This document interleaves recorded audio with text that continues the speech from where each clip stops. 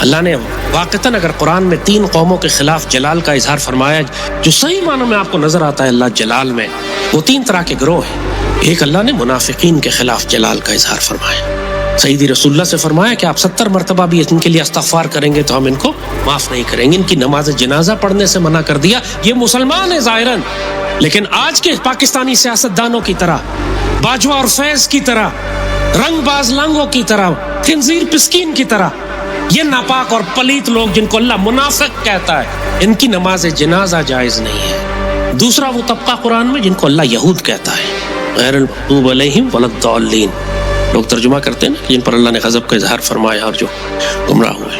یہود کے خلاف اللہ کا جو غضب اور جلال ہے، یہودیوں کے خلاف کس طریقے سے اللہ تعالیٰ ان کے خلاف جلال کا اظہار فرماتا ہے، ان کو لعنتی کہتا ہے، ان پر جلال کا اظہار فرماتا ہے، ان کو کہتا ہے تباہ و برباد ہو جاؤ، لعنتی تم لوگ، بدبخت بد نصیب لوگ۔ اور تیسرا اللہ مشرکین کے خلاف جلال کا اظہار فرماتا ہے۔ یہودیوں کا جو ظلم آپ نے فلسطین میں دیکھا ہے، اب آپ کو سمجھ آئے نا کہ کیوں اللہ جلال کا اظہار، کیوں لعنتی قوم ہے یہ، کیوں یہ وہ قوم ہے اللہ نے ان کو قرآن میں لعنتی قرار دیا۔ ان کا ظلم آپ نے فلسطین میں دیکھ لیا اپنی آنکھوں سے۔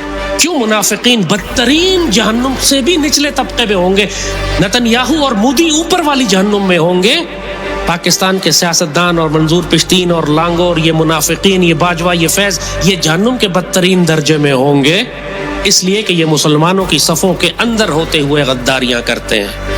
ان تک تو اسلام پہنچا تھا، یہ تو مسلمان تھے، انہوں نے پھر اللہ اس کے رسول سے غداری کی اور خیانت کی، اس لیے ان کو درک الاسفل فی النار کہا ہے۔ قرآن کہتا ہے بدترین درجے میں، سب سے نچلا، جس سے نیچے کوئی درجہ نہیں ہے۔ یہ کہتے ہیں جی مجھ کو کہ ہم کو آپ نے مشرک کہہ دیا، میں کہتا شکر کرو مشرک کہہ دیا، کیونکہ منافق اگر کہتا تو تمہارا درجہ مشرک سے بھی نیچے ہے، لیکن اب تم ہو منافق، کہ میں کیا کروں، تمہاری نماز جنازہ جائز نہیں ہے۔